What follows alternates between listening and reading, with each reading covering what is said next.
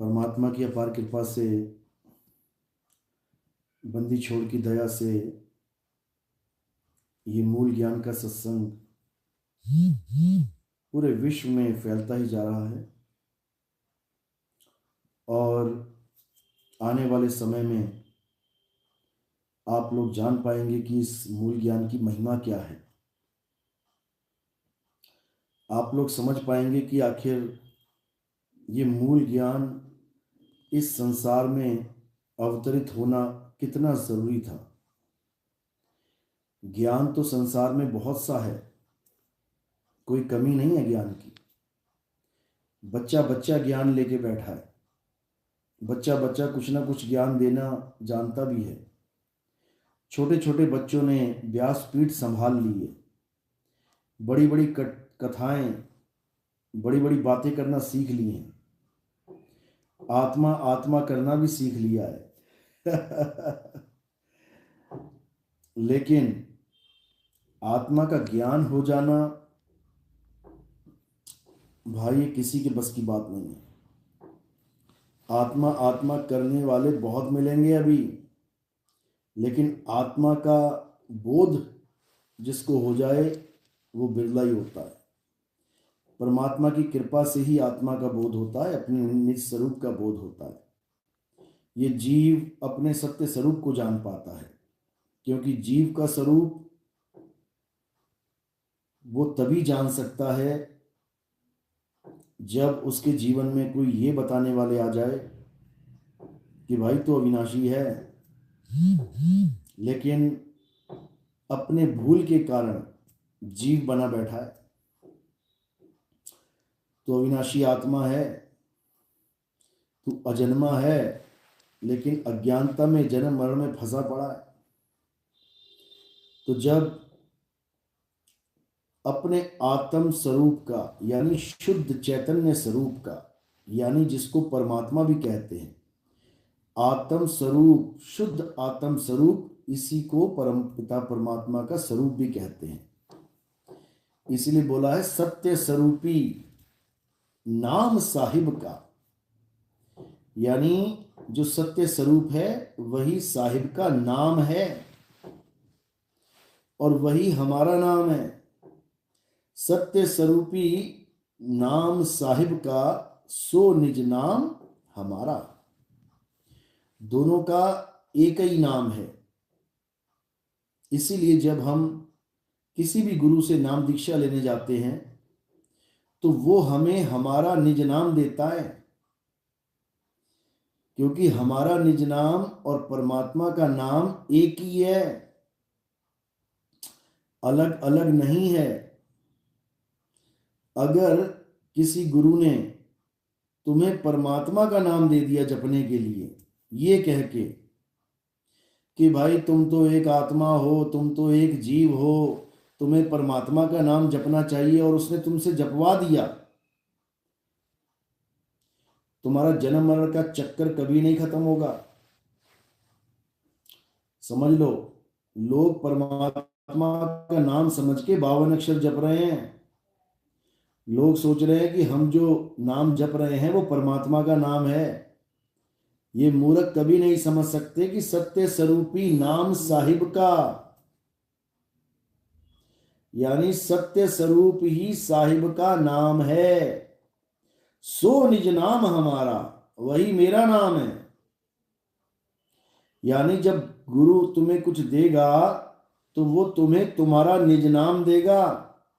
अगर उसने परमात्मा का नाम जपवा दिया तो बर्बाद हो जाओगे। निज नाम को जानना है। कबीर साहब समझा रहे हैं, 3 गुणों की भक्ति में भूल पड़ा संसार, और कहें कबीर निज नाम बिन कैसे लागे पार। अगर निज नाम के बिना कोई पार हो सकता तो कबीर साहब ये बात कहते ही नहीं। फिर तो ये कहते कि 3 गुणों की भक्ति में भूल पड़ा संसार, कहें कबीर परमात्मा के नाम बिन कैसे लागे पार। लेकिन साहिब जानते हैं कि परमात्मा का ऐसा कोई नाम है ही नहीं जो तुम्हें पार कर दे। क्यों? क्योंकि परमात्मा के करोड़ों नाम बना दिए इस मूर्ख जीव ने, इस मूर्ख इंसान ने अरबों खरबों नाम बना डाले।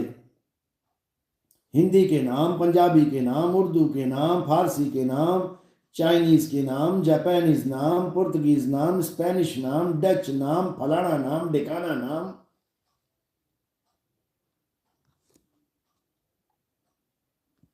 समझो,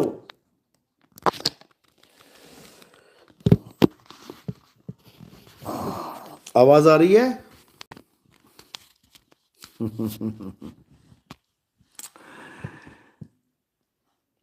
तो परमात्मा के नाम अगर कोई जपेगा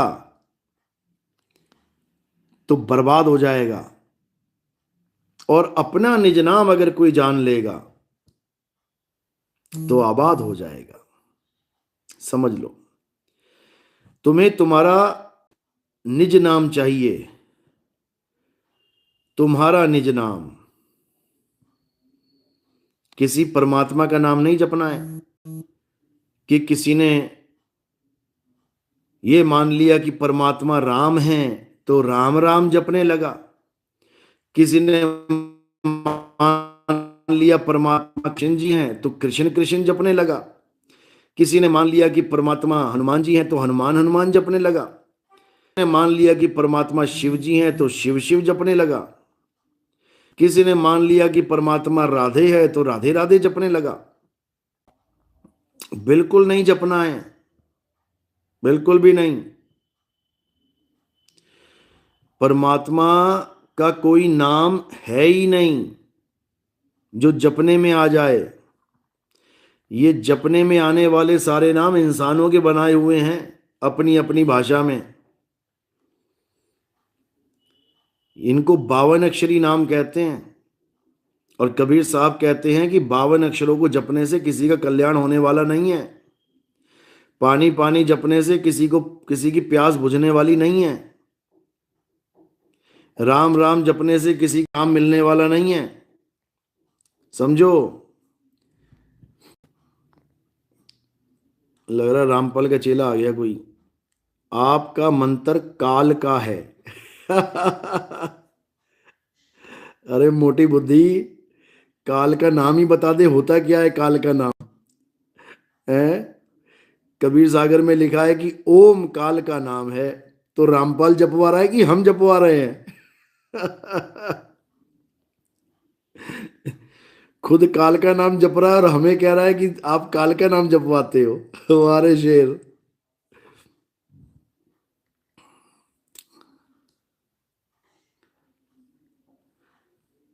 तो भाई काल का नाम क्या है? 52 अक्षर, 52 अक्षर ही काल का जाल है, काल के नाम है। 52 अक्षर जीव आधारा, आदि अक्षर जीभ्या से न्यारा, वाही को सत सिमरण कहिए, सिमर सिमर नर उतरो पारा। ये जो 52 अक्षर हैं यही काल का जाल है। जहां लग वाणी मुख प्रकाशा, तहां लग काल करे सब ग्रासा। समझ लो, सनी 786, अल्लाह से बड़ा कोई नहीं है। आपने देखा था क्या अल्लाह को? अल्लाह को देख के आए हो कि बड़ा है कि छोटा है? कैसा है अल्लाह? सुनी सुनाई बातों पे यकीन मत किया करो। सुनी सुनाई बातों पे सारी दुनिया यकीन करके बैठी है। ईसा मसीह कहते हैं गॉड से बड़ा कोई नहीं है। ईसाई भाई कहते हैं गॉड से बड़ा कोई नहीं है। हिंदू भाई कहते हैं राम से बड़ा कोई नहीं है। आप आ गए हो मुस्लिम भाई, कह रहे हो अल्लाह से बड़ा कोई नहीं है। सरदार सिख भाई कहते हैं वाहिगुरु से बड़ा कोई नहीं है। तुम पहले नाप ही लो एक बार जाके, कितना बड़ा है और कितना छोटा है अल्लाह वाहिगुरु गॉड खुदा। जब नाप लोगे तब आ जाना ये बताने कि वो कितना बड़ा है। बिना देखे मत बोलो कि वो बड़ा है कि छोटा है कि कैसा है। अगर अल्लाह सबसे बड़ा होता तो तुम्हें केवल अल्लाह ही अल्लाह दिखाई दे रहा होता इस दुनिया में, क्योंकि वो छुप ही नहीं सकता फिर किसी चीज के पीछे। फिर तो अल्लाह से बड़ा कोई है ही नहीं है, तो सबसे बड़ी चीज सबसे पहले दिखाई देनी चाहिए। छोटी चीज को ढूंढने में समय लग जाता है। अल्लाह को ढूंढते ढूंढते जमाने बीत गए लोगों के। ये तुम कहो कि अल्लाह से सूक्ष्म कुछ नहीं है, तब तो महानता है, तब तो महानता है उसकी कि इतना सूक्ष्म है कि भाई ढूंढे नहीं मिल रहा किसी को। और कहो अल्लाह से बड़ा कोई नहीं है, तो भैया बड़ा है तो फिर कहां है? तो इसलिए इन बातों का कोई तुक नहीं बनता कि कौन बड़ा है कौन छोटा है। अल्लाह को खोजो, अल्लाह को खोजोगे और जब पाओगे तब तुम समझ पाओगे कि वो बड़ा है कि छोटा है कि लंबा है कि मोटा है या पतला है। ऐसे सुनी सुनाई बातों में मत आओ।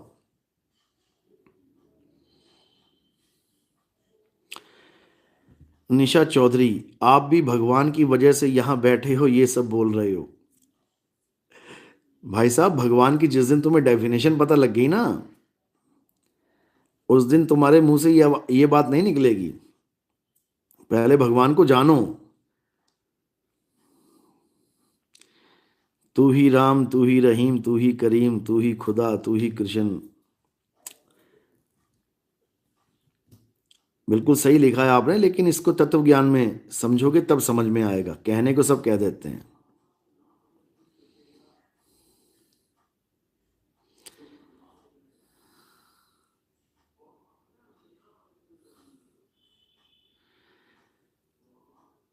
शालिनी राज, सबसे पहले जगत गुरु विष्णु भगवान। अभी तुम्हें विष्णु भगवान की उत्पत्ति नहीं पता ना। देवी श्रीमद् देवी भागवत महापुराण पढ़ लेना शालिनी जी, तो आपको समझ में आ जाएगा कि विष्णु जी को किसने पैदा किया। जिसने विष्णु जी को पैदा किया है, ज्ञान भी उसी ने दिया है। तो विष्णु जी से भी पहले ज्ञानी कौन है? जो विष्णु जी को ज्ञान दे रहे हैं, समझे? और जो विष्णु जी को ज्ञान दिया है जिन्होंने, उससे भी बड़ा एक ज्ञानी है। अगर उसके बारे में जानना है तो अनुराग सागर पढ़ो। अनुराग सागर, जब अनुराग सागर पढ़ोगे तब तुम्हें समझ में आ जाएगा कि सबसे बड़ा गुरु कौन है। सबसे बड़ा गुरु हाइट में नहीं, ज्ञान में, ज्ञान में।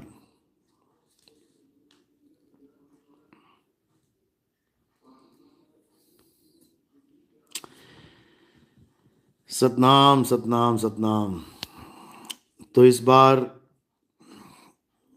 2026 में बहुत ही सुंदर प्रोग्राम हुए। शुरुआत ही इतनी अच्छी रही गाजियाबाद से। भव्य प्रोग्राम था। बहुत से नए भगत भी आए और पुराने भक्तों ने भी बहुत बढ़िया सहयोग दिया। कोई कमी नहीं रही प्रोग्राम में।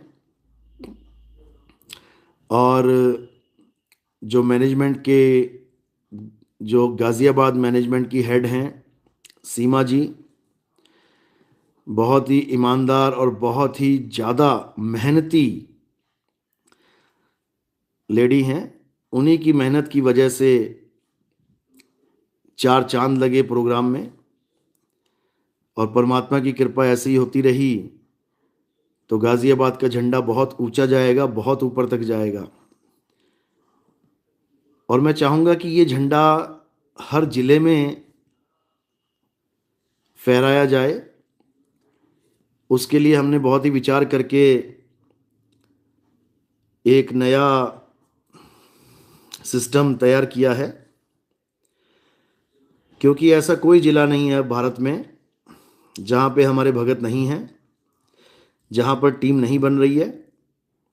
बहुत ही अच्छी बात है।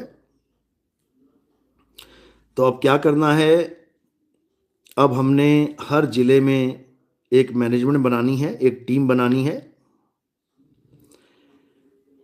और अपनी टीम को मजबूत करना उस जिले के मेंबर्स का काम होगा। अब एक जिले का बंदा दूसरे जिले में इंटरफेयर नहीं करेगा। हर इंसान जो भी सत्संग से जुड़ रहा है वो प्रचार प्रसार भी अपने ही जिले में करेगा। अब कोई भी भगत अपना जिला छोड़ के किसी और जिले में प्रचार करने नहीं जाएगा। जिस जिले में आप हो वहाँ की आबादी चेक करो, गूगल पे मिल जाएगी आपको, नेट पे सर्च कर लो। जैसे कोई दिल्ली में है तो दिल्ली की आबादी आप चेक करोगे 3.5 करोड़ के करीब है। पूरा जन्म आपको दिल्ली में ही बीत जाएगा इन लोगों से मिलने में, बाहर जाने की ज़रूरत नहीं पड़ेगी।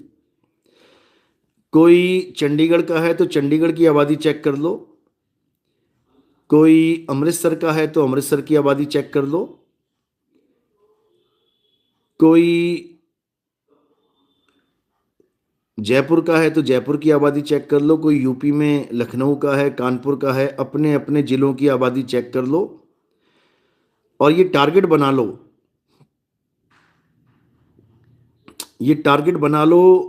कि हमने कितने लोगों से रोज मिलना है। जब आप ये टारगेट बना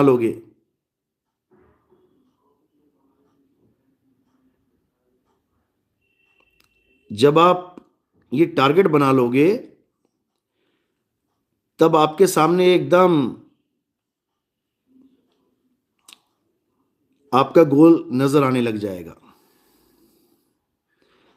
आप खुद समझ पाओगे कि मैं रोज कितने लोगों से मिल रहा हूं और कितने लोग बाकी हैं जिनसे मैंने मिलना है।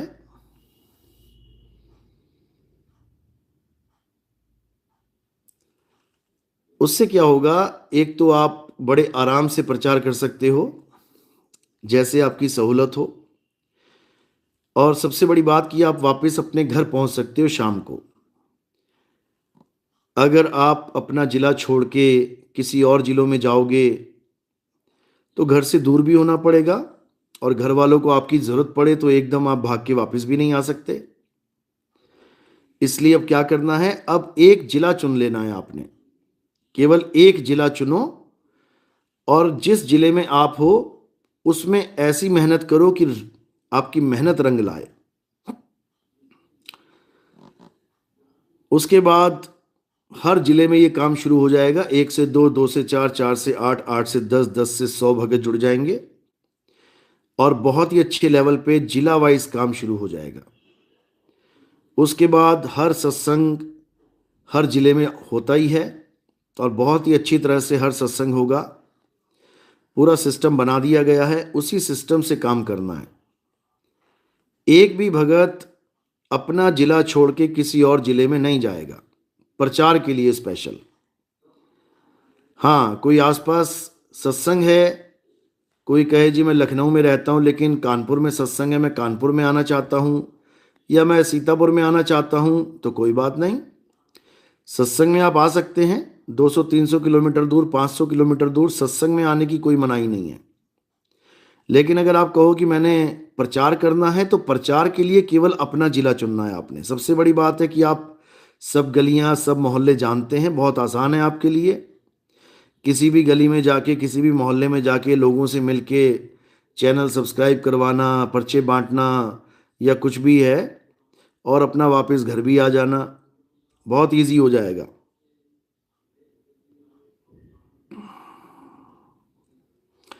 तो इसी बहाने एक बहुत ही अच्छी मुहिम चालू हो जाएगी और आपकी भाषा के लोग आपकी भाषा को समझेंगे। अब राजस्थान वाला बंदा या महाराष्ट्र वाला बंदा या एमपी वाला बंदा आके अगर पंजाब में प्रचार करेगा तो पंजाबी समझेगा। वो कुछ बोलेंगे, वो कुछ सुनेगा, वो कुछ कहेंगे, वो कुछ जानेगा, दिक्कत हो जाती है। इसलिए अपने अपने क्षेत्र में आपने प्रचार करना है और कोई भी दिक्कत आती है तो हमें बताना है, समझो।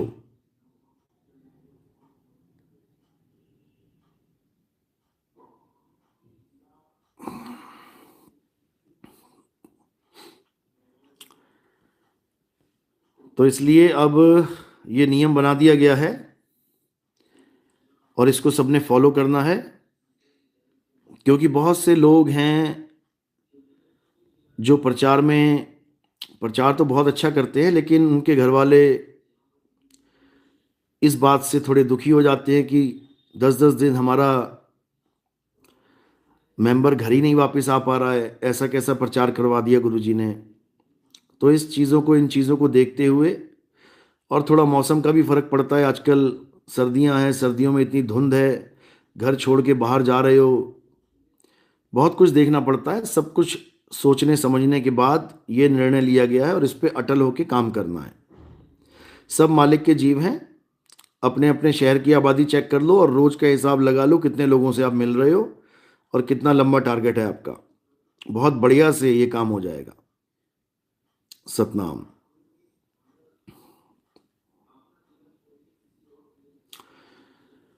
और अब बहुत ही अच्छे अच्छे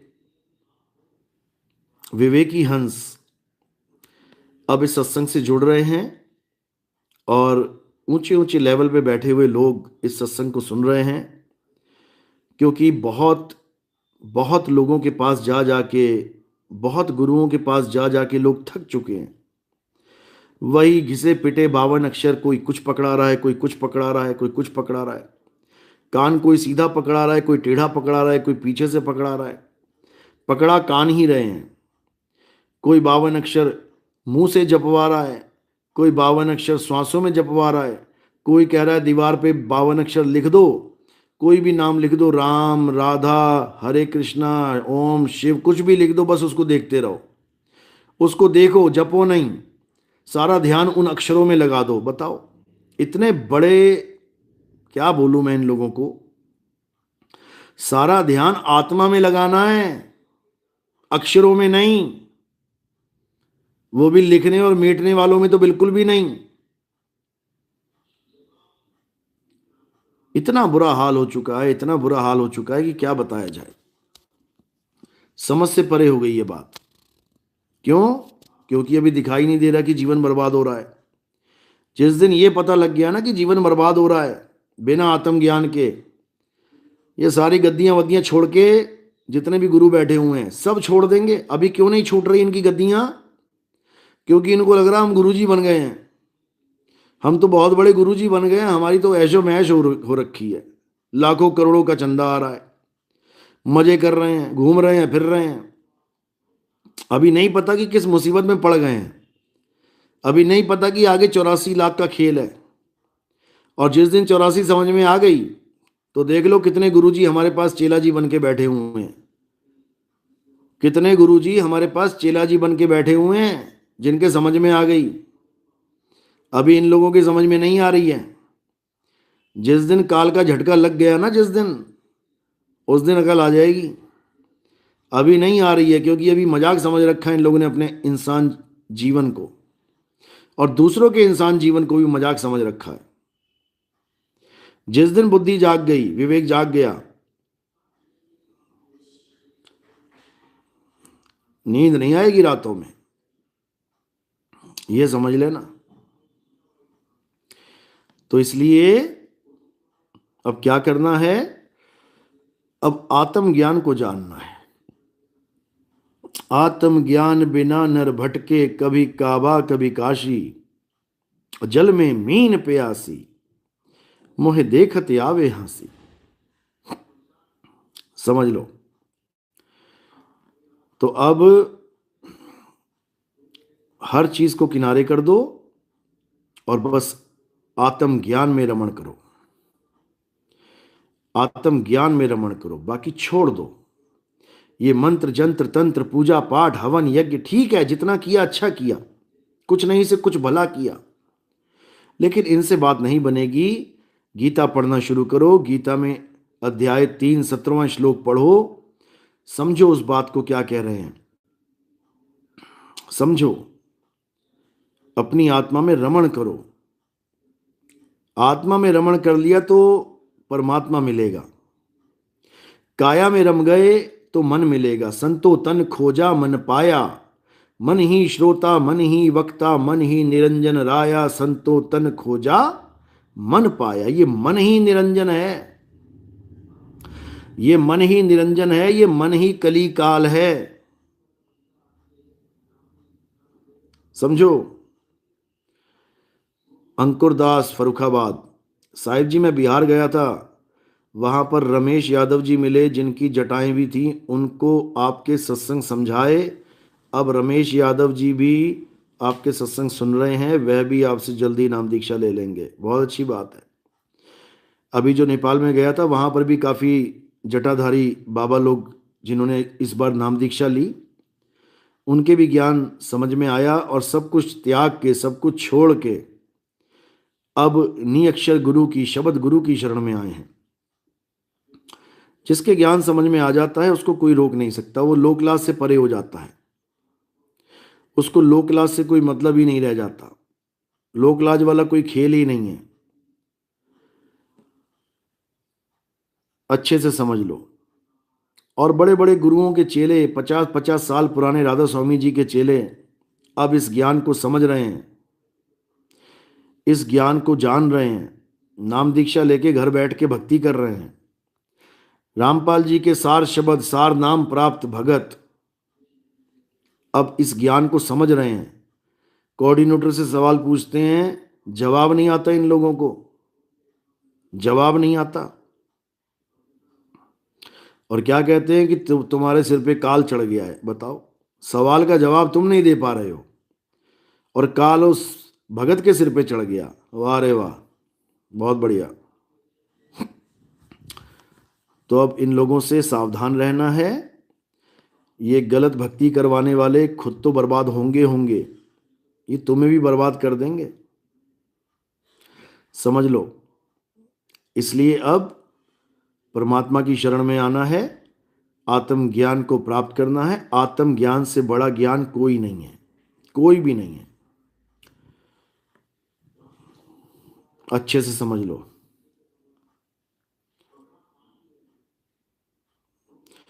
नाथुदास, साहिब बंदगी सतनाम। महावीर वैष्णव, जय सतनाम। मोना, सतनाम। साहिब बंदगी, साहिल भारद्वाज, जय सतनाम। दिया, सतनाम सतनाम। सुरेश चंद्रा, जय सतनाम। हुक्मा राम, जय बंदी छोड़ की। भागीरथ, सतनाम सतनाम सतनाम। संदीप कुमार यादव, जय बंदी छोड़ की। युवी कौशल, जय सतनाम। देवराज परमार, जय सतनाम। राम प्रकाश दास सोयला, बंदी छोड़ की, जय हो, जय सतनाम, जय सतनाम।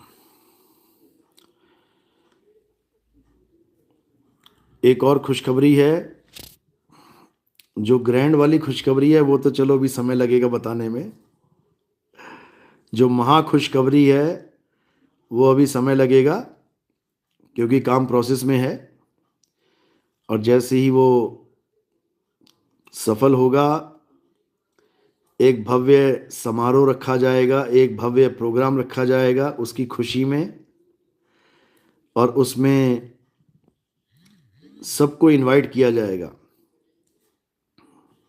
देखो परमात्मा की कब इच्छा होती है। लेकिन एक खुशखबरी ये भी है कि हमारे पंथ में जो बुजुर्ग हैं, जो अकेले हैं, जैसे कोई लेडीज अकेली है या फिर कोई बुजुर्ग जेंट्स अकेले रह गए हैं, अब कोई संभालने वाला नहीं है उनको, तो उनके लिए एक इंतज़ाम किया जा रहा है ताकि अपना अंत समय में आराम से भक्ति भी कर सकें, बिना किसी चिंता के, बिना किसी टेंशन के कि कौन उनको देख रेख करेगा, क्या होगा क्या नहीं होगा। आधी चिंता तो यही है इंसान को कि मेरा क्या होगा। भले 10 दिनों बाद अटैक हो जाए लेकिन 10 साल की चिंता करके बैठ जाता है। लेकिन फिर भी एक इंतज़ाम किया जा रहा है जिसमें बुजुर्गों के लिए जो अकेले रह जाते हैं लास्ट में, उनके रहने का, खाने का, भजन भक्ति का पूरा इंतज़ाम किया जाएगा। आप लोग की सपोर्ट से ही किया जाएगा। आप लोग का जो योगदान होगा उसी से किया जाएगा। लेकिन हमारा भगत अंत समय का जो डर है, अकेलेपन का जो डर है, वो बिल्कुल निकाल दे अपने जीवन से। क्योंकि बहुत बड़े बड़े बाबा लोग हैं, सारी जवानी सेवा में चूस लेते हैं वो लोग, काम करवा करवा के सारी उम्र पत्थर ढोवा देते हैं, सारी उम्र डंगे लगवा देते हैं, सारी उम्र बट्ठल उठा उठा के पूरी जवानी बर्बाद कर देते हैं। और जब बेचारा भगत बूढ़ा हो जाता है तो कहते हैं अब तुम अपने घर को जाओ। अब कौन सा घर बचा उनका? सारी उम्र जिसने गुरु की सेवा में लगा दी हो, अपने घर से कनेक्शन ही तोड़ दिया हो, उसके लिए कौन सा घर है? ये बड़े बड़े आश्रम बना देंगे, बड़े बड़े स्नैक बार, बड़े बड़े भोजन भंडार, बड़े बड़े तिगड़म फिगड़म सब बना देंगे, लेकिन एक अपने ही भक्तों के लिए एक ऐसा आश्रम नहीं खोल सकते जहां पर सब जवान उनकी सेवा करें। इनके बस की बात नहीं है। ये पंजाब वालों की बात कर रहा हूं मैं, जो ये बड़ा पंथ चला के बैठे हुए हैं। इनके भक्तों का ये हाल है, बेचारे बुढ़ापे में गांव वापसी कर लेते हैं वो लोग मजबूरी में। और फिर क्या इज्जत मिलती है घर में? जो सारी उम्र घर वालों के साथ ना रहा, सारी जवानी जिसने गुरु के नाम पे लगा दी, बुढ़ापे में उसको कौन संभालेगा? रोज ताने खा के सो जाते हैं। तो ऐसे लोगों के लिए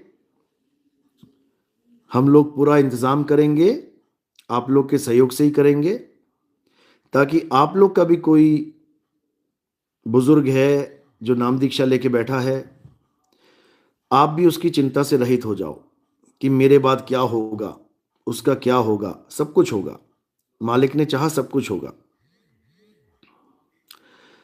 और कई लोग ये सोच के 2 नंबर के काम करने लग जाते हैं कि मेरा परिवार सुखी रहे, मेरा परिवार ऐसे, मेरा परिवार वैसे। ये काम भी नहीं करना है बिल्कुल। 2 नंबर का पैसा कभी अपने परिवार में लेके नहीं आना है, ये तुम्हारी बर्बादी का कारण बन जाएगा। याद रखना,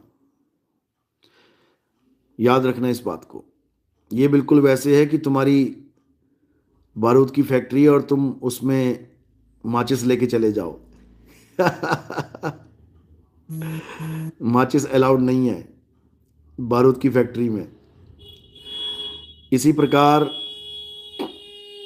तुम्हारा अच्छा खासा घर है, अच्छा खासा परिवार है, अच्छी खासी नौकरी है, बढ़िया सब कुछ चल रहा है, लेकिन तुम हराम की कमाई अगर तुम अपने घर ले आओगे तो समझ लो कि तुमने बारूद के ढेर पे बैठ के माचिस लगा दी है। तो ये काम नहीं करना है भाई, तबाही मच जाएगी तुम्हारे घर में, बच्चे बिगड़ जाएंगे, बीमारियां आ जाएंगी, और जो पैसा तुमने 2 नंबर में कमाया है वो डॉक्टरों के पास, वकीलों के पास निकल जाएगा।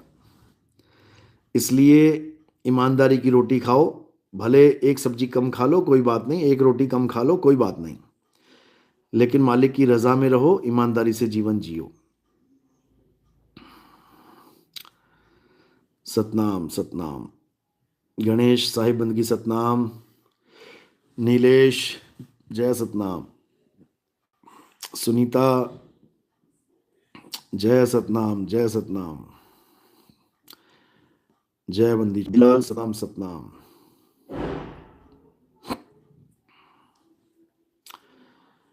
जय बंदी छोड़ की।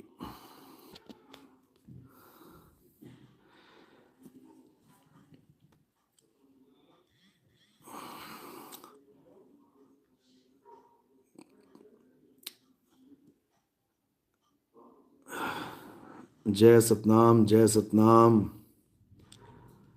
महावीर दास साहिब बंदगी सतनाम। शालू साहिब बंदगी सतनाम सतनाम। जयंत महंत सतनाम सतनाम सतनाम। गुरुजी संत रामपाल जी के शिष्यों से वाद विवाद हुआ, होता रहता है, कोई बात नहीं। ज्ञान अज्ञान का झगड़ा हमेशा चलता रहता है, ये सदा से चलता रहा है और चलता रहेगा। हमारा काम है सत्य का परचम लहराना, हमारा काम है सत्य बताना। कोई माने ना माने ये उसकी मौज है, हम किसी को मनवाने नहीं आए। हम केवल बताने आए हैं, हम बताने आए हैं कि सत्य क्या है। अगर हमारी बात समझ में आ गई तो अच्छी बात है, नहीं तो अज्ञानता तो लेके बैठे ही हैं, कोई बात नहीं। और सबसे बड़ी बात है कि परमात्मा अच्छे से जानता है कि इन लोगों से कैसे काम करवाना है। मैंने इन लोग को पहले ही कहा था कि भाई नितिन दास के साथ अगर तुम डिबेट करोगे तो तुम्हारे जीवन से मैं निकलने वाला नहीं हूं, क्योंकि नितिन दास अगर किसी के जीवन में घुस जाए तो वो निकलता नहीं है।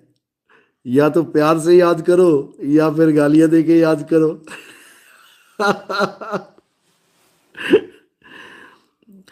तो इनके जीवन में दिन रात इनका खाना भी नहीं बचता बिना नितिन दास के।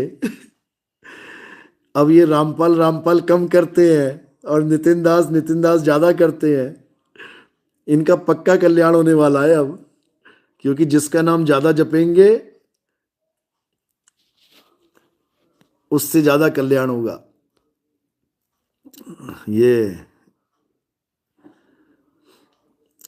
तो अब इन लोगों के पास कुछ नहीं बचा है, बस 24 घंटे नितिन दास नितिन दास नितिन दास। और यही परमात्मा की लीला होती है।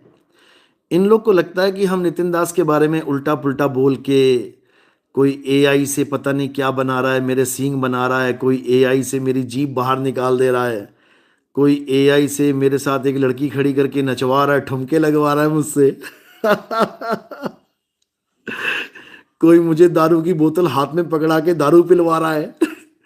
एक वो कौन सा था, केसरी, केसर का दम, कौन सा गुटखा है वो मेरे हाथ में पकड़ा दिए गुटखा।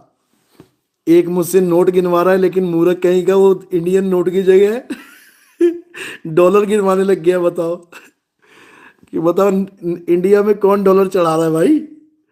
एआई भी यूज कर रहे हैं तो सही से नहीं कर पा रहे हैं। तो इन्होंने कोई कमी नहीं छोड़ी है, कोई झूठी चैटिंग, कोई झूठे स्क्रीनशॉट, कोई पता नहीं क्या क्या नहीं कर रहे। जो भी साम दाम दंड भेद जो भी इनके पास है सब करने में लगे हैं। एआई से पता नहीं किसकी आवाज निकाल के पता नहीं क्या बुलवा दिया, मेरे मेरे एडिट करके मेरी वीडियो। अरे भाई, इतनी कोशिश अगर इन लोगों ने परमात्मा को पाने की होती ना, अब तक सबको मिल गया होता। लेकिन इनको नहीं पता कि ये जो बदनाम करना होता है ना किसी को, असल में यही नाम करना कहलाता है। वो गाना भी सुना होगा आपने कि जब से मैं जरा सा बदनाम हो गया और राम कसम मेरा बड़ा नाम हो गया। वो ऐसे लोगों के लिए ही बोला गया है कि जो लोग बदनाम करने के लिए किसी को एड़ी चोटी का जोड़ लगा देते हैं, असल में वही कारण बन जाते हैं उसके नाम करने का। अगर मैं किसी को पैसे देके ये बोलूं कि भाई दिन रात मेरा नाम लो, यूट्यूब पे दिन रात मेरा नाम लो, वो भी कहेगा भाई कौन लेगा इतना नाम। इतनी बार तेरा नाम कौन लेगा। पैसे लेके भी सही से काम नहीं करेंगे। और इन लोगों को परमात्मा ने बिना एक पैसा दिए चवन्नी नहीं दी मैंने इनको। और दिन रात बस नितिन दास नितिन दास नितिन। अब जिसने कभी देखा नहीं नितिन दास को कौन है, जिसने कभी सुना नहीं नितिन दास को कि बता क्या रहा है, इनकी गालियां सुन सुन के वो मजबूर हो जाता है कि नितिन दास को मैं सुनूं कह क्या रहा है। और जैसे ही वो सुनता है जैसे ही वो सुनता है फिर वो समझ जाता है कि भैया गाली खाने के तो काम कर ही डाले हैं तुमने, इनकी जड़ें उखाड़ दी है। इनकी जड़ें उखाड़ दी, जड़ें। अब बेचारे मरते क्या ना करते, तो साम दाम दंड भेद सब लगा दिया इन लोगों ने। लेकिन ये भी हमारा ही प्रचार है, ये भी हमारा ही प्रचार है, क्योंकि लोग इनके गुलाम नहीं है कि जो ये बता रहे हैं वही सत्य है, जो दिखा रहे हैं वही सत्य है। लोग बहुत होशियार हैं, लोग बहुत सियाणे हैं। तुम क्या समझ रहे हो कि नितिन दास के साथ कोई लड़की खड़ी करके तुमने ठुमके लगवा दिए तो क्या जनता मूर्ख है? वो नहीं समझ रही कि एआई है ये। वो नहीं समझ रही कि ये क्या चल रहा है, सब जानती है जनता भाई। तो इससे हमारा प्रचार होता है। इन लोग को गालियां मत देना, इन लोग को बंद मत करवाना भैया, लगे रहो। मैं तो चाहता हूं इस भारत देश का हर बंदा मेरी निंदा करे तो ज्यादा प्रचार हो जाएगा। क्योंकि निंदक नेरे राखिए, आंगन कुटी छवाए, बिन साबुन पानी बिना निर्मल करे सुहाए। तो हमें तो भैया निंदक बहुत प्यारे हैं। निंदो निंदो मोको लोग निंदो, और निंदा जन को बहुत प्यारी, निंदा पिता निंदा महतारी। हमें तो निंदा बहुत प्यारी है भैया। सुबह से शाम तक करो हमारी निंदा, देखो हम रहेंगे हमेशा जिंदा। क्या बात है, क्या बात है।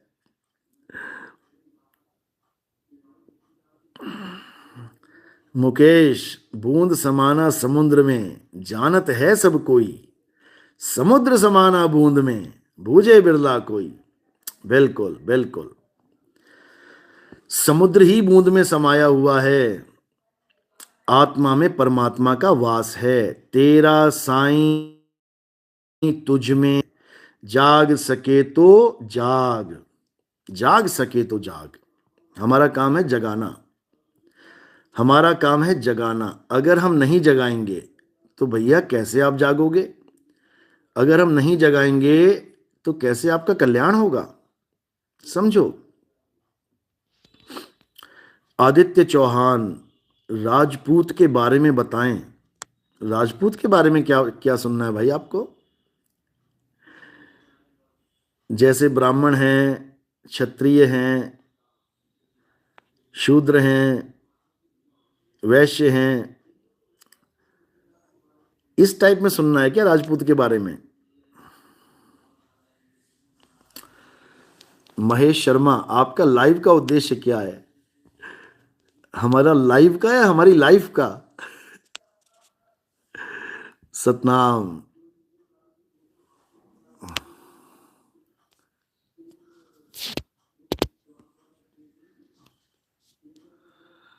जय सतनाम, जय सतनाम।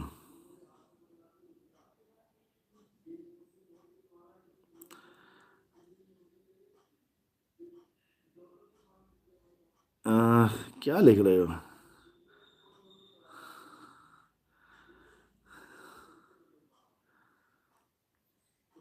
जय Satnam Piyush Chaudhary, good evening sir, how are you? I am fine, आप कैसे हो?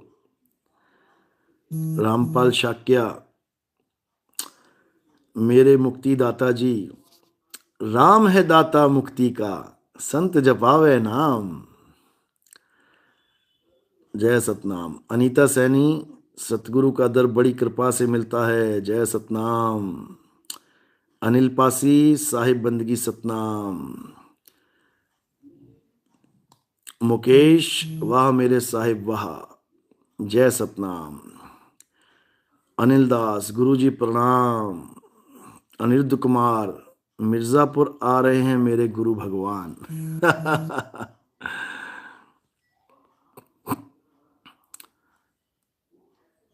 जय सतनाम, जय सतनाम। राजू साहनी, जय सतनाम।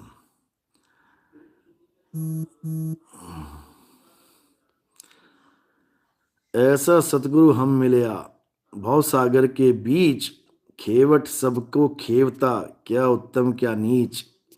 क्या बात है। उत्तम और नीच कोई नहीं होता है, ये तो सत्य है। लेकिन जो मन है ना, ये मन, ये बहुत शातिर है, बहुत शातिर है। ये नीच से भी नीच हरकत करने से बाज नहीं आता। ये मन बहुत शातिर है। इसी मन को सामने रख के बहुत से संतों ने कई वाणियां बोली हैं, जिसमें उन्होंने फटकार भी लगाई है। जीव को नहीं, इस मन को फटकार लगाई है। जीव तो मालिक के हैं। सतनाम सतनाम। शैतान 090, ओशो जैसे हो आप।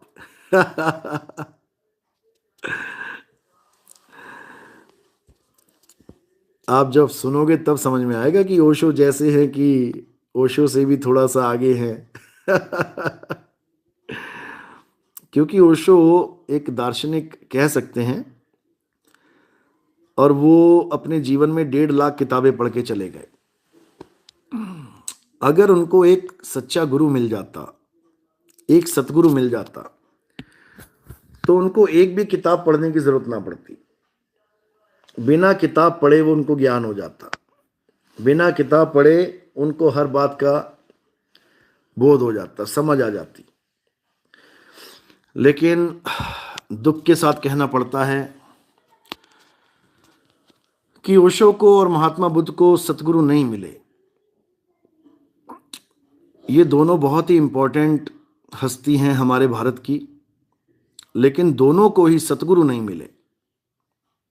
महात्मा बुद्ध को गुरु तो कई मिले और उनसे ज्ञान भी लिया, लेकिन रिजेक्ट मारते चले गए, रिजेक्ट मारते चले गए। उनके काम का कोई गुरु नहीं मिला। हार के उन्होंने श्वासा को ही साध लिया, बस यही गलती कर दी। और ओशो ने भी यही किया। ओशो ने भी बुद्ध को फॉलो किया, बुद्धत्व को फॉलो किया, और सत्य को नहीं जान पाए।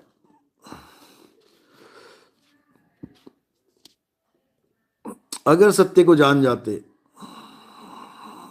तो बहुत बड़ा बदलाव आ जाता है इस संसार में।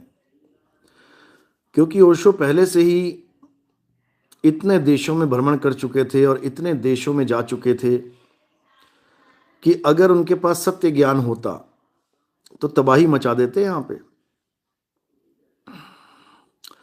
लेकिन वो जो ज्ञान लेके बैठे थे वो असल में ब्रह्म ज्ञान था, और ब्रह्म ज्ञान से किसी की मुक्ति नहीं हो सकती। जब तक आपके जीवन में पार ब्रह्म ज्ञान नहीं आ गया, तब तक आपका कुछ नहीं हो सकता। असली ज्ञान पार ब्रह्म ज्ञान है, ब्रह्म के पार। ये जितने भी निरंकारी, राधा स्वामी, धन सतगुरु, जय गुरुदेव, ये सब ब्रह्म ज्ञान लेके बैठे हुए हैं। ये सब ब्रह्म ज्ञान है। ये 5 नाम, 7 नाम, ओंकार, रंकार, सोहंग, सतनाम, ज्योत निरंजन, ये सब अज्ञान है, अज्ञान। किसी का कल्याण नहीं हो सकता इससे, बर्बाद हो जाएंगे, बर्बाद। किसी का कल्याण नहीं हो सकता। ब्रह्म ज्ञान से किसी की बात नहीं बनने वाली। कबीर साहब समझा रहे हैं ना, ब्रह्म बड़ा की जहां से आया। इस एक लाइन को नहीं समझ पाए लोग। ब्रह्म बड़ा या जहां से आया। हालत खराब हो जाएगी ये सुन के ब्रह्म ज्ञानियों की। अरे ब्रह्म बड़ा की जहां से आया, वेद बड़ा की जिन निर्माया। जो वेदों को कहते हैं वेद ऐसे, वेद वैसे, साहिब कह रहे निर्माया किसने है? किसने लिखे वेद? अरे ब्रह्म बड़ा की जहां से आया, वेद बड़ा की जिन निर्माया, ई मन बड़ा की जही मन माना, राम बड़ा की राम ही जाना। समझो, ई मन बड़ा। जो कहते मन ये कंट्रोल नहीं होता किसी का, कहते ई मन बड़ा की जही मन माना। जिसने कंट्रोल कर लिया, सोचो वो कितना खतरनाक है। ई मन बड़ा की जही मन माना, राम बड़ा की राम ही जाना। जिसने राम लिखा है वो सोचो कितना बड़ा है उस राम से जो लिखने में आ गया। जिसने राम लिखा है वो राम को मिटा भी सकता है। आप लिख के देख लो, कागज पे लिखो राम, रबड़ लेके मिटा दो। जिसने लिखा वो मिटा भी सकता है। इसीलिए कबीर साहब कह रहे हैं, ओ अंकार आदि में जाना, लिखे और मेटे ताही ना माना। समझो, कह रहे हैं ओ अंकार आदि में जाना, लिखे और मेटे ताही ना माना। ओ अंकार लखे जो कोई, कहें कबीर सो बिरला कोई। बच्चों का खेल नहीं चल रहा है कि बच्चों का खेल चल रहा है। ये मूल ज्ञान है, मूल ज्ञान। अज्ञान को जड़ से उखाड़ देता है। समझो,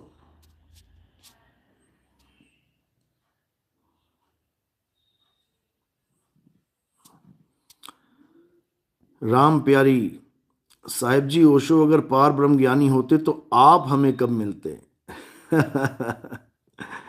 चलो अब मिल गए हैं, मालिक की कृपा है, अब मेल हो गया है। अब समझ लो सत्य ज्ञान क्या है, क्योंकि ये बार बार नहीं मिलेगा।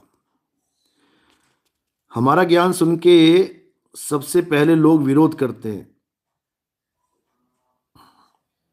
क्यों करते हैं? कारण क्या है?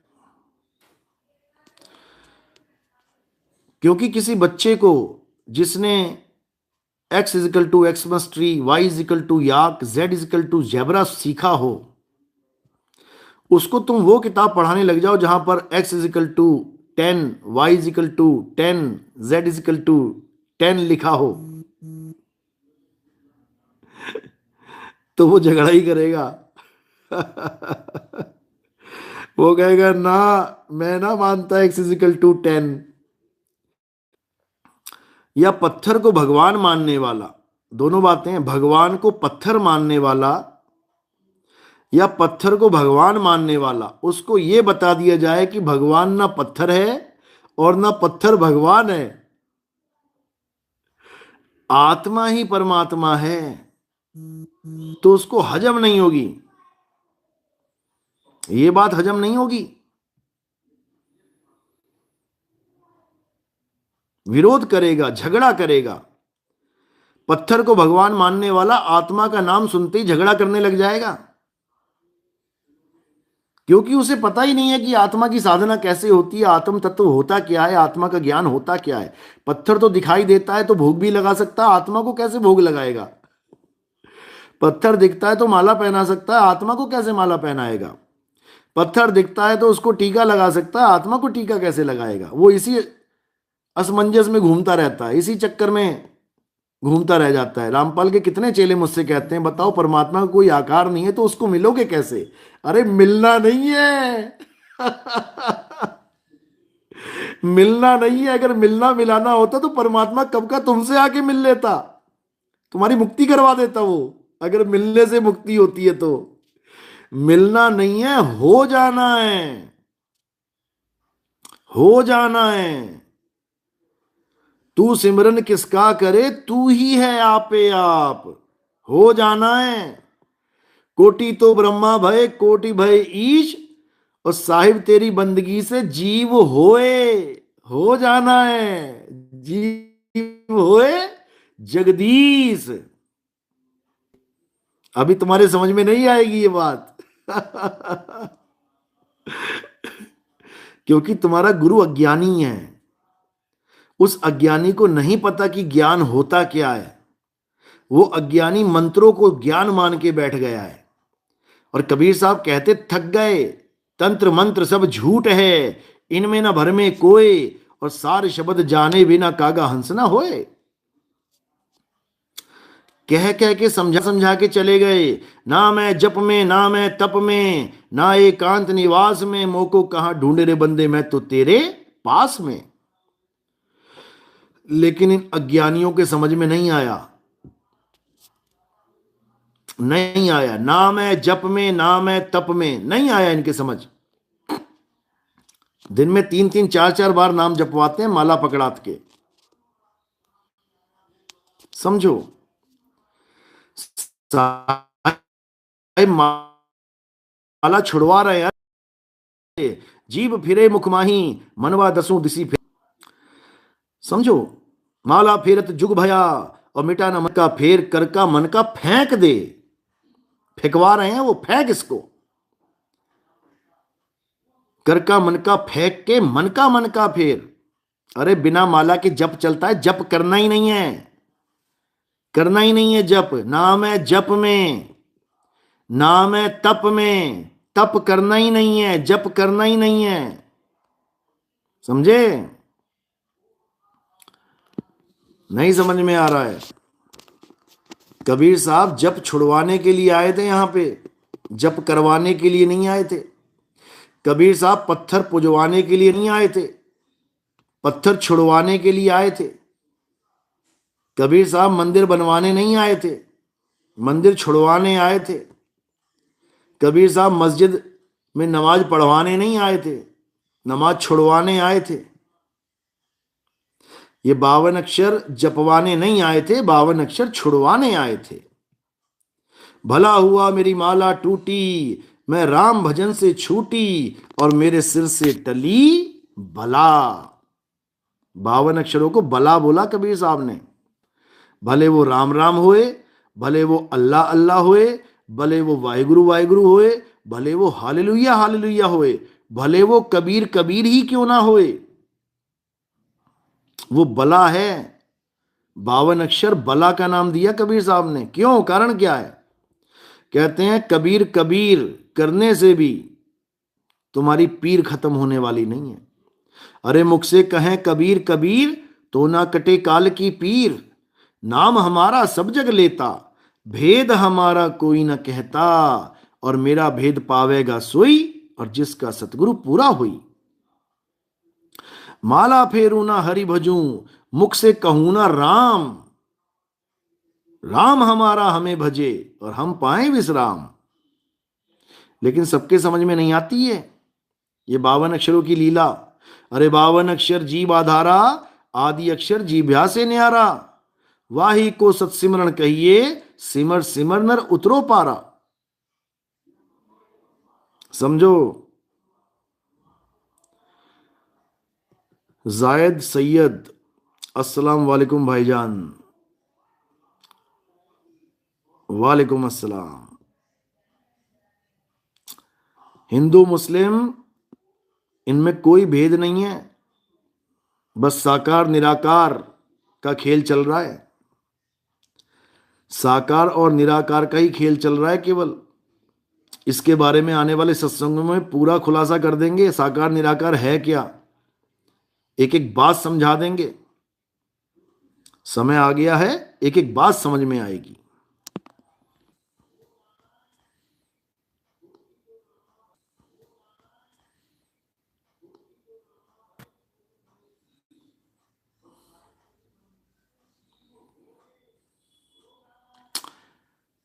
बहुत बढ़िया सवाल है अमित कक्कड़ जी का।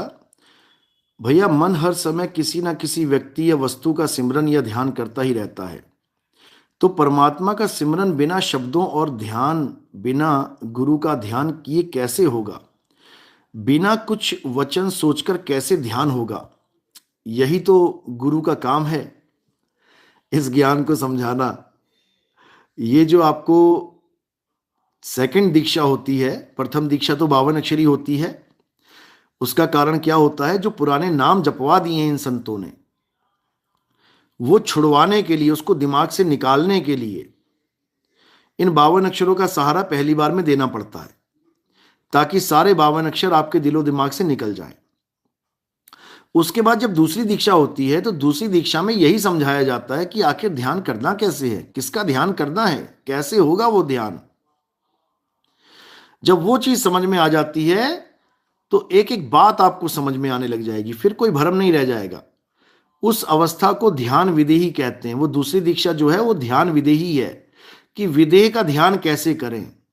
विदेह ना तो देखने में आता है, विदेह ना तो लिखने में आता है, विदेह ना तो पढ़ने में आता है। शब्द शब्द सब कोई कहे, वह तो शब्द विदेह, और जीबा पे आवे नहीं, निरख परख कर ले। वो जीभ पे नहीं आता, विदेह शब्द कभी जीभ पे नहीं आता। उस विदेह शब्द को कैसे सिमरन, कैसे ध्यान में लेके आना है, ये कला गुरु सिखाता है।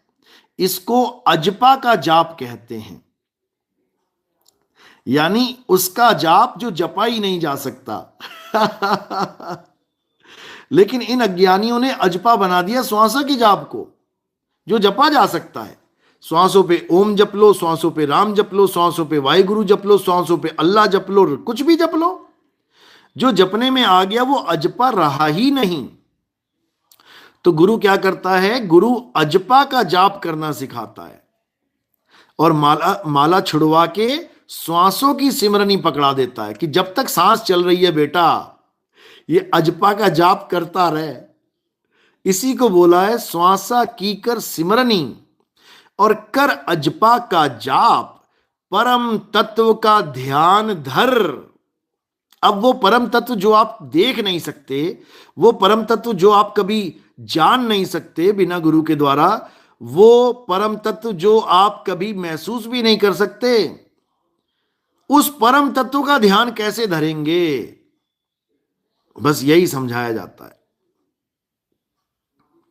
जब ये समझ में आ गया तो समझ लो कि ध्यान विदेही मिल गया।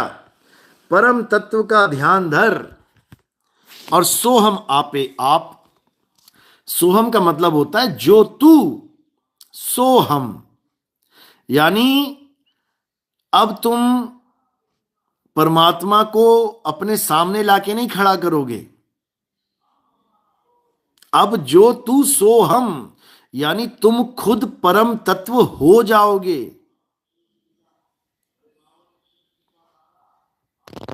समझो।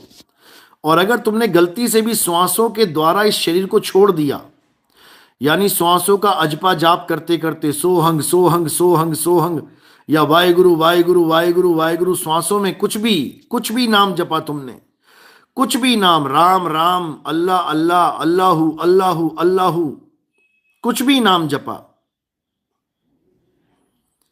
तो तुम्हें 84 हो जाएगी। कैसे होगी? कह रहे हैं जो श्वासा संग करे पयाना और 5 तत्व में जाए समाना। 5 तत्व में जाए समाना यानी 5 तत्वों के तरह तरह के शरीर मिलेंगे तुम्हें।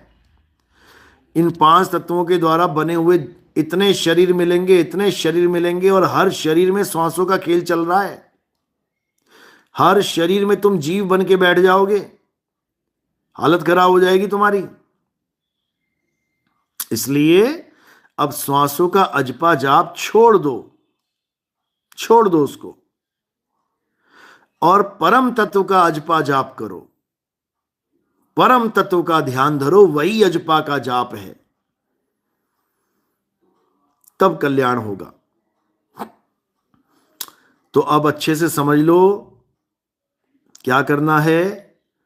अब तंत्र मंत्र जंत्र पूजा पाठ हवन यज्ञ, ये नमाजें, ये प्रेयर, ये आरतियां, ये चालीसा, जो कुछ भी तुम आज तक करते आए हो 52 अक्षरों के नाम पे, तत्वों के नाम पे, कुछ भी भगवान के नाम पे करते आए हो, अच्छी बात है कि किया तुमने। अब इसका फल लेने का समय आ गया है।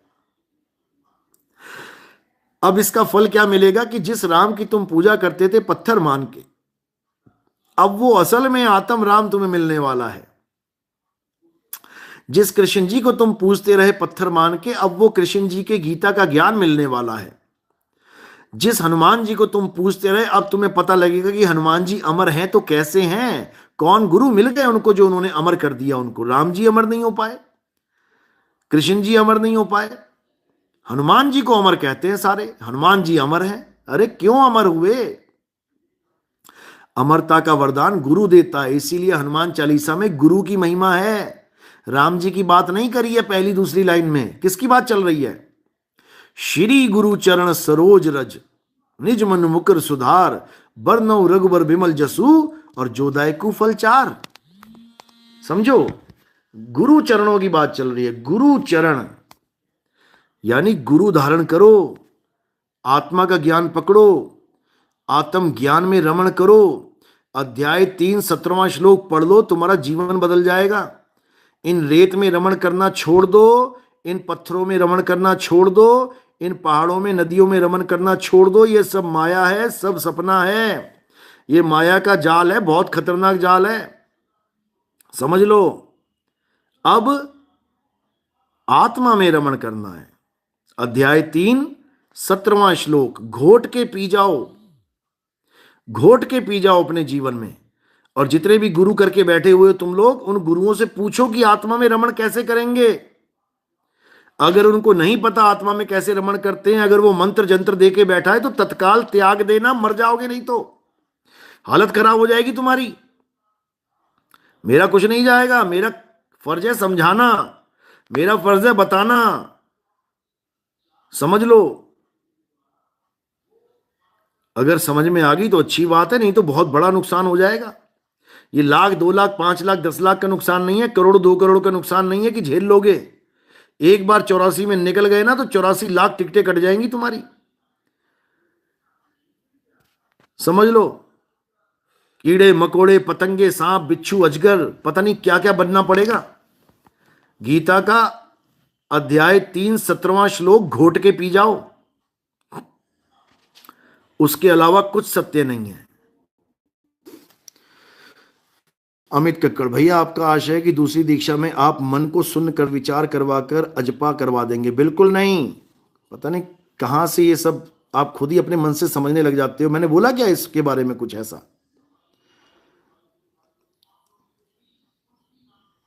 ऐसा कुछ नहीं होगा। जब तत्व ज्ञान होगा आपको तब समझ में आएगी बात। मन का खेल ही खत्म हो जाता है वहां पे।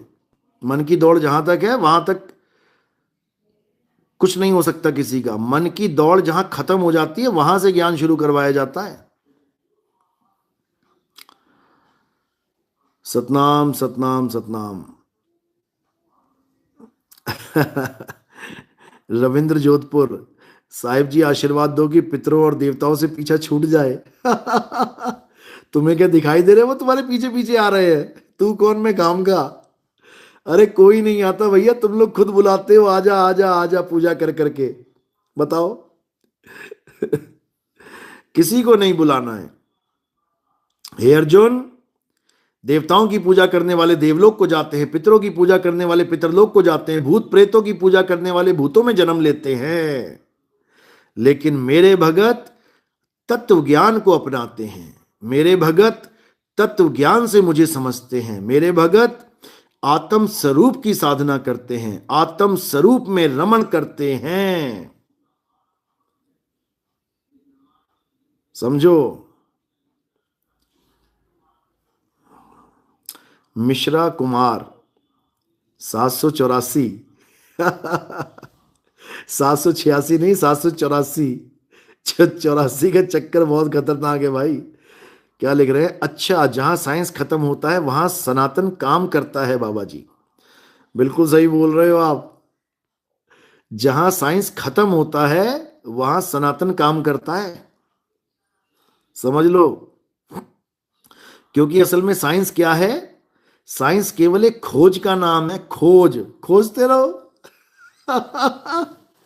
सारी उम्र खोजते रहो तुम। उससे क्या होगा? जो चीज बन चुकी है, जो प्रकृति बना चुकी है, उसको खोजने से क्या हो जाएगा पहले ये बताओ। खोजते रहो तुम। पत्ते हरे क्यों हैं, खून लाल क्यों है, ऐसा क्यों है, वैसा क्यों है, उससे क्या हो जाएगा? केवल तुम्हें इतना पता लगेगा कि ये सब क्यों हुआ है, लेकिन ये सब किसने किया है ये नहीं खोज पाओगे भाई। ये नहीं खोज पाओगे आप। समझ लो, किसी ने पूरी दुनिया रच के छोड़ दी और साइंस खोजता फिर रहा है यार, किसने बना दी, किसने बना दी, कैसे बना दी, क्या कर दिया। खोजते रहो। प्रकृति के चरणों की धूल भी नहीं है साइंस। इतने अनसुलझे रहस्य है कि साइंस भी चक्कर में पड़ा हुआ है। ऐसा हुआ तो हो कैसे गया, समझो। समझो। अनूप कुमार, बाबा जी सनातन धर्म सभी धर्मों से अच्छा कैसे है? आई मीन क्यों अच्छा है? सनातन धर्म दूसरे धर्मों से, पहले तो ये समझ लो भाई साहब कि धर्म कोई और है ही नहीं है। सनातन ही धर्म है। सनातन के अलावा और कोई धर्म है ही नहीं है। सनातन के अलावा पंथ हैं, सनातन के अलावा समुदाय हैं, सनातन के अलावा मान के चलो कि गुटबाजियां हैं, लेकिन सनातन के अलावा कोई धर्म नहीं है। सनातन ही एकमात्र धर्म है इस पूरे विश्व में, इसके अलावा और कोई नहीं है। और सनातन का मतलब ये नहीं है कि पूजा पाठ करने वाला धर्म सनातन धर्म कहलाता है, बिल्कुल भी नहीं। सनातन धर्म का मतलब क्या है कि आत्मा को ही सनातन कहते हैं। अध्याय 2 24वां श्लोक पढ़ लेना गीता में ही। अध्याय 2 24वां श्लोक कोई टाइप करके लिख दो भाई कमेंट्स में, ताकि इन लोग को याद रहे। अध्याय 2 24वां श्लोक पढ़ लेना। सनातन की डेफिनेशन क्या होती है लोगों को ये भी नहीं पता है। जो अछेद्य है, जो अदाह है, जो अडोल है, अचल है, चलता नहीं है सनातन कभी। यानी आज तक जिनकी पूजा की जा रही है सनातन धर्म में, वो सब चलने फिरने वाले लोग हैं। चलता राम की पूजा की जा रही है सनातन धर्म में अज्ञानता के कारण, जबकि सनातन धर्म उसको कहते हैं जो अचल की पूजा करे, जो अचल को जाने, अचल, अचल। जैसे दो संपत्ति होती हैं, एक चल संपत्ति, एक अचल संपत्ति। तो जो चल संपत्ति होती है, अगर आप उसके पुजारी हो तो आप सनातन के पुजारी नहीं हो, और अगर तुम अचल के पुजारी हो तो भाई साहब आप पक्के सनातनी हो। सतगुरु के लक्षण कहूं अचल, अचल यानी उसकी पूजा करवा दे जो अचल है, समझ लो। तो कह रहे सतगुरु के लक्षण कहूं अचल विहंगम चाल, और हम अमरापुर ले गए ज्ञान सबद सरघाल। समझ लो। तो जब तक ये समझ में नहीं आएगा अचल, जब तक कुछ समझ में नहीं आएगा ऐसे ही भटकते फिरोगे। मिश्रा जी, अच्छा आपके पिताजी काल्पनिक हैं ये मान लूं, आपको अभी तक यही नहीं पता कि ये पूरी दुनिया ही काल्पनिक है। आप अपने माता पिता को अगर अपने माता पिता मान के बैठे हो तो आपसे बड़ा नादान इस दुनिया में कोई नहीं है। उमा कहूं मैं अनुभव अपना, सत हरि भजन जगत सब सपना। आपको जन्म जन्म बीत जाएंगे मेरे पिताजी ढूंढने में। इस काया के पिताजी तो ढूंढ लोगे, लेकिन मेरा पिता ढूंढना तुम्हारे बस की बात नहीं है मिश्रा जी। बुल्ले शाह को भी किसी ने ऐसे कह दिया था कि तुम्हारे पिताजी, कह रहा कौन से पिताजी? अरे आदम हम सब के पिताजी है, तेरा होगा मेरा नहीं है। तो बुल्ले शाह ने क्या कहा, ना मैं भेद मजबदा पाया, ना मैं आदम हब्बा जाया, ना मैं अपना नाम तराया, बुल्ला की जाना मैं कौन। समझो। अभी बच्चे तुम्हारी बस की बात नहीं है हमारी बातें समझना, थोड़े बड़े हो जाओगे ना फिर समझ में आएंगी तुम्हें। परमात्मा जल्दी बड़ा करे। चलो, तो आज का सत्संग यही समाप्त करते हैं। 1 घंटा 5 मिनट हो गए हैं, थोड़ा और भी काम करना है। अब कल मिलेंगे। साहिब बंदगी सतनाम, जय बंदी छोड़ की जय सतनाम। कल मेरठ में मुलाकात होगी। अगर कोई मेरठ आना चाहता है, नाम दीक्षा लेना चाहता है, आसपास का कोई भगत रह गया हो, वो आ सकता है। मेरठ का संपर्क जो है आप मुझे मैसेज कर सकते हैं, संपर्क मिल जाएगा 9256111007। महाराष्ट्र का प्रोग्राम फिक्स हो चुका है, बेंगलोर का प्रोग्राम फिक्स हो गया है। बहुत जल्दी आपको सारे प्रोग्राम बता दिए जाएंगे।